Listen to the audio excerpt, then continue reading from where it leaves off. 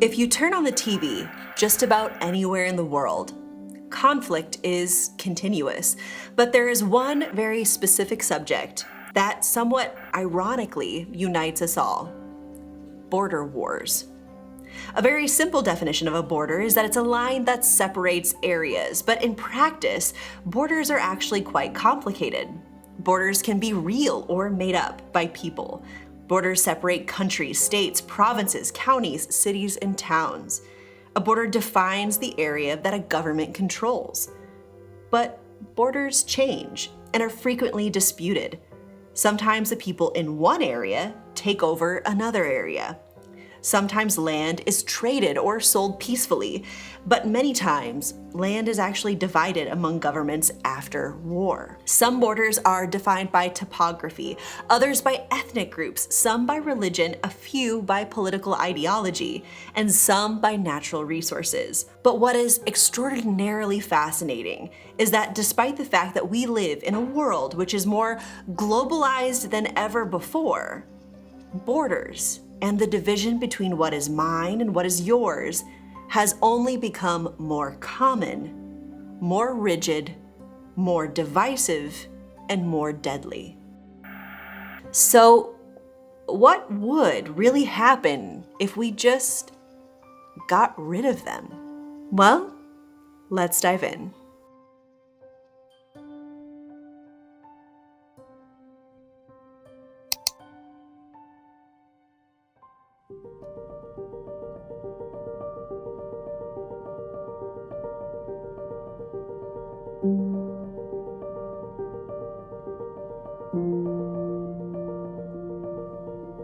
Now, the best place to start is to simply answer, what the heck is a border anyway? A boundary is a line indicating where I stop and you begin, separating me from you. Boundaries have to do not only with the physical separation, but also with the social and psychological separation. That is, with identity, indicating who we are and who we're not. Since they divide, they also protect what they have divided. Again, both physically and psychologically. Most boundaries are, quite frankly, artificial, with the exception being water boundaries around islands. Because I and you do not separate easily and naturally, and even if we do, there is likely to be plenty of traffic, transport, and communication across that line. Geographic features help, as walls and moats, but they're often ambiguous. Mountain crests tend to separate populations if they're high enough, but they're complex.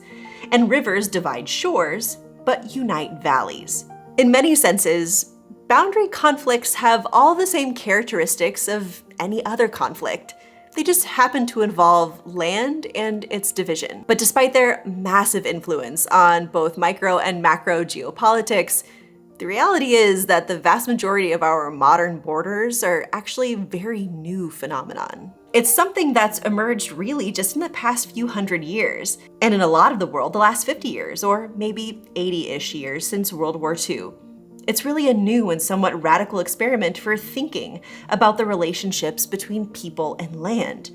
The history of borders and maps are very closely tied to each other. It's not by chance that the system of borders that we have today really emerged as cartography advanced, the ability of people to depict the world at a very large scale. Because it only then became possible to draw lines on maps and then use those lines to make claims of control over vast areas of territory. Now, I'm sure at this point my European audience is screaming in the comment section, but really guys, in reality, borders as we know them today, as these hard, fixed lines, is incredibly recent. For the vast majority of our history, borders were really kind of fuzzy. I mean, check out this fascinating map of Europe in the year 1444. I picked that specific year because it was the year of the Battle of Varna. That's when the Ottoman army defeated the Hungarians and allowed the Ottoman Empire to expand its reign. Technically speaking, the vast array of the seemingly independent territories is actually made up by the Holy Roman Empire. The empire's borders, by the way, are highlighted in green on this map. But functionally speaking, the vast majority of this land was subdivided into individually governed entities who were governed by nobility rather than an absolute monarch. But the system that we know and use today really came into being in the late 1600s in Europe and spread around the world through colonialism. As Europe colonized the rest of the world, they changed the political systems there to match their systems of borders, territory, and sovereignty. Now, of course, there are times in our history where this system breaks down, and perhaps that most obviously comes to show visually with the breakdown following World War II. After World War II, the idea of the United Nations was to create what is essentially a global clearinghouse to systematically establish the borders of all of the countries around the world. When a state joins the UN, they have to agree to respect the territorial integrity and sovereignty of all other member states. It essentially forces all other countries to respect each other's borders. You know, interestingly, that's actually why after World War II and the fall of the Soviet Union, as well as decolonialization that happened through the 1970s, we actually saw that the number of sovereign countries explode. In fact, today there are 195 countries. This total is comprised of the 193 countries that are member states of the United Nations and 2 countries that are non-member observer states. But that's almost triple the number in 1945. But fundamentally, a system of borders is a system of controlling resources. It's a system for controlling people, and specifically, it's a system for controlling which people have access to which resources. So I think it's time we actually take a look at the consequences of borders and what a borderless world could actually look like. Now, this, of course, is an entirely hypothetical and almost impossible exercise.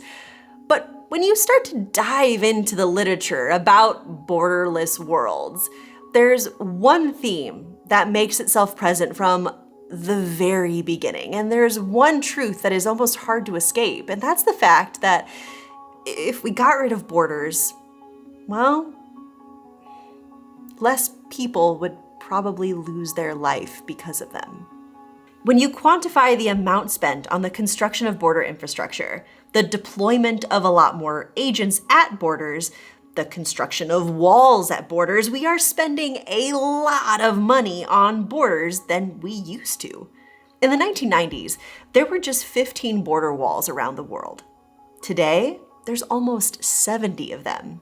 But scholars have been quick to point out that the ever-increasing number of border walls also coincides with the very troubling trend of an increase of people dying at those borders. If you look at the data from the 1980s or 1990s, we're talking about maybe a few hundred deaths per year at borders globally.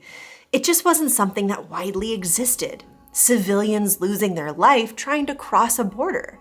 But by the mid-2000s, that number was 1,500 to 2,000 people per year.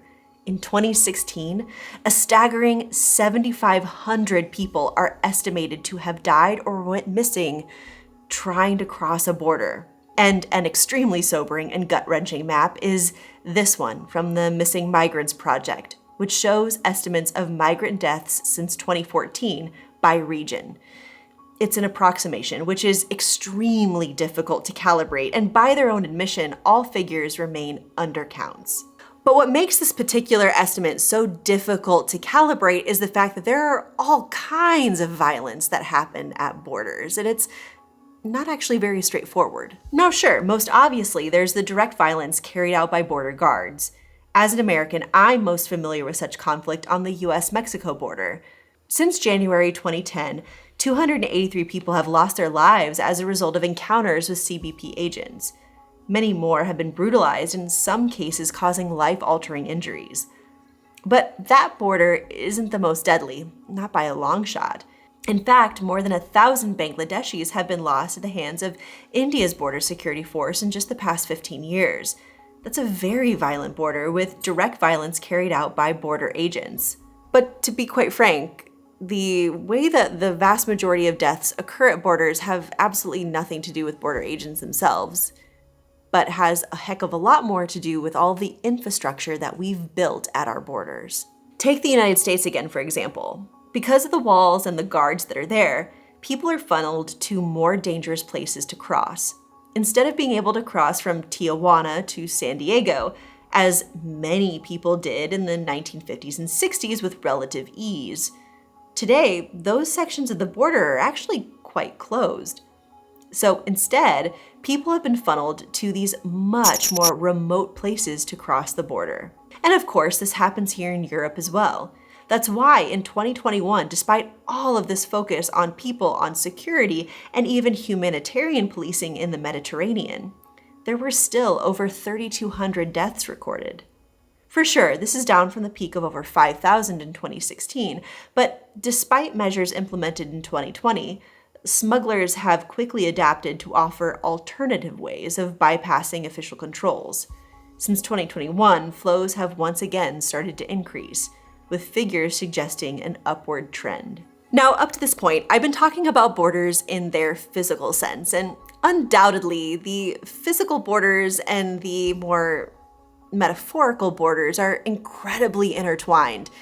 After all, a heck of a lot of the reasons why people cross borders in the first place really all kind of boils down to economic reasons. But any real exploration of a borderless world should also consider the implication of borders in a less tangible sense, acting as barriers to trade, labor, and the flow of capital.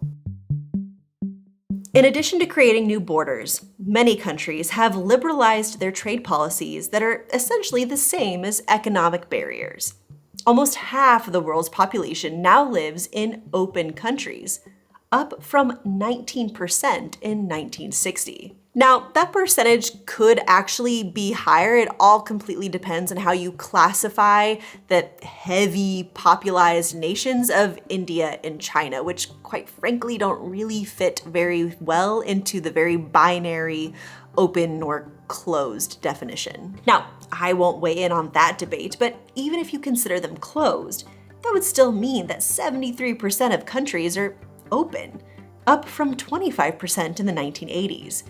And that also means that almost half of the countries in the world have liberalized trade in just the past 30-ish years. But what if we took all of that one step further and actually abolished the borders that restrict trade and labor in the first place? Well, economists estimate that world GDP could increase substantially, possibly even double in this way.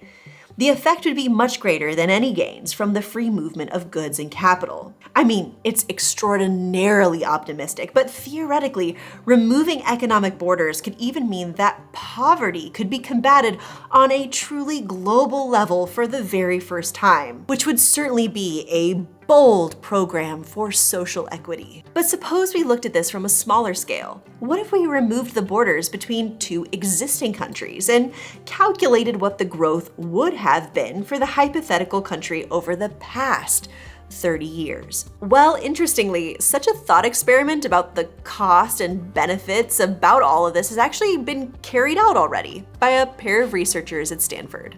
There's something called the size effect, and that's that when countries merge, each gains greater access to ideas, customers, and capital, and therefore we actually can anticipate the economic benefits. And in respect for time today, I can't dive into all of it all that deeply, so I'm gonna go ahead and link down below in the description of this video to the full article if you would like to read more. But the Cliff Notes version is that when two countries join, both almost always benefit economically, mainly because the larger size allows businesses better access to markets and capital, a limited form of political integration that would allow free passage across countries almost always has positive effects. But interestingly, a borderless world, particularly when speaking in the economic sense, isn't all that hard to imagine. The freedom of movement despite borders is already a reality in the European Union, being a prime example. Now, I don't want to spend this entire video painting this utopian, very rosy picture, because I do think that if we're gonna have a fair and balanced discussion on this very hypothetical scenario, we should also talk about some of the maybe less positive consequences that also come with removing borders as we know them today.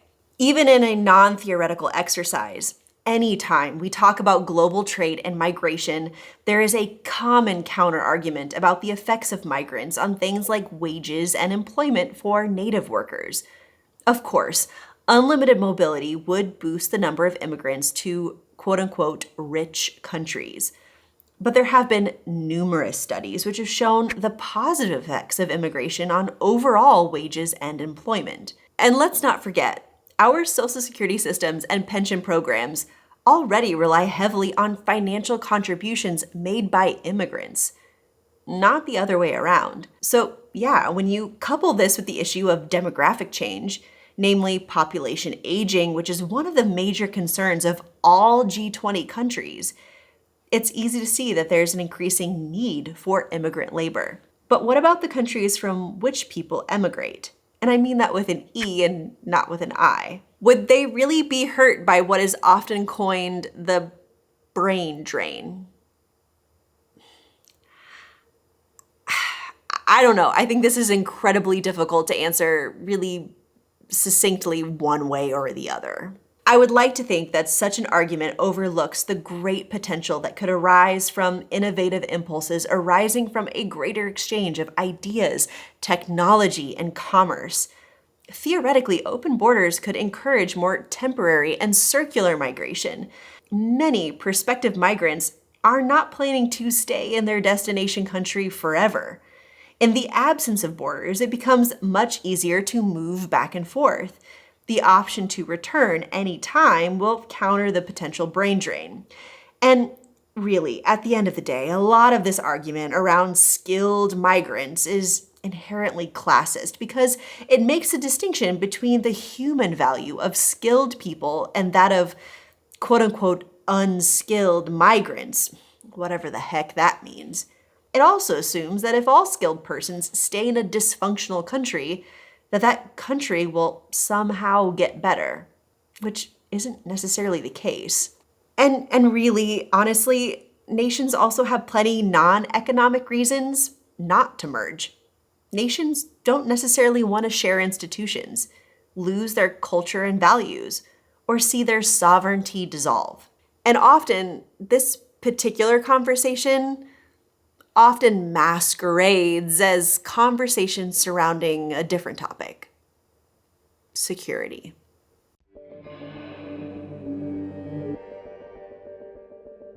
More than 1.5 million known illegal gotaways have successfully crossed the southwest border undetected. These include criminal gang members, drug dealers, and individuals on the terrorist watch list.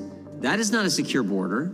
Now, for this final section, I really do need to underscore just one more time that this is hyper-theoretical.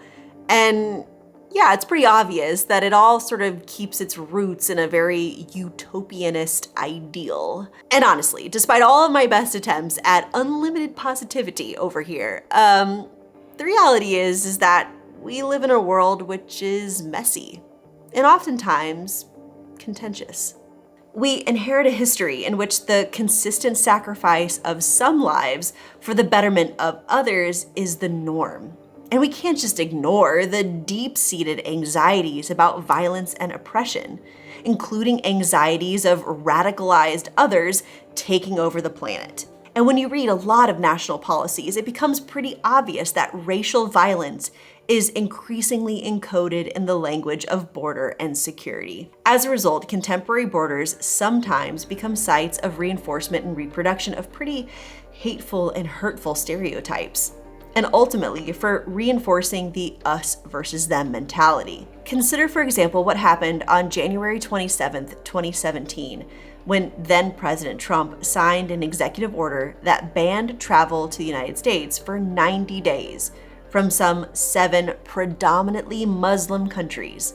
The order sparked protests around the country at airports, and immigrant rights, refugee resettlement, and civil liberty organizations undertook several legal challenges to the order on the grounds that it constituted religious discrimination.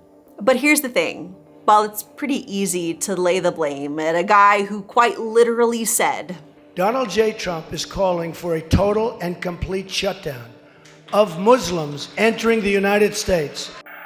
The truth of the matter is that even under President Obama, the United States was pretty dang inaccessible to a very large group of people, namely the world's poor, who often can't afford travel visas and have traditionally been legally and customarily excluded from immigrating.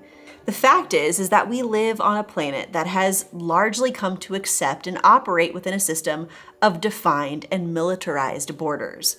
So even if you abhor his pretty shameless appeal to nativism, Trump's ban pretty cruelly reinforces an idea that pretty much everyone you and I know buys into, that some belong and some don't.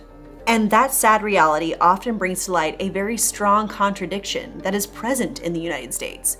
On the one hand, the US encourages nations around the globe to adhere to principles such as treating everyone with dignity and equal justice under the law. But when it comes to international travel, we have no problem treating foreign nationals as guilty until proven innocent and banning them altogether because, well, it's just easier. And I think this final piece of the puzzle is one that all of us probably struggle at times to really grapple with. And I'll use myself here as an example. On the one hand, I'm a citizen of the United States, and that means that I was born into an incredible amount of privilege. My passport allows me to go almost anywhere I want in the globe. And I also get to benefit from the Schengen system and travel within Europe visa-free for 90 days. But this isn't the case for every inhabitant of our planet. So theoretically, if we were to live in a truly borderless world, the ability to move around the planet would no longer be limited to just those privileged to have been born into a country with a strong passport. It would be a radical right that would belong to everybody by virtue of each and every individual being that, a human being. It's a right that would be extended to poor members of the earth. There could potentially just be no visas. There would be no quotas and no bizarre category to fill in because you wouldn't even have to apply for the visa in the first place. You could just get on a plane, a train, a boat, on the road, or on a bike, and travel anywhere you wanted to. But that would also mean that screening security threats would get a lot more complicated because there wouldn't be a blanket ban on entire countries.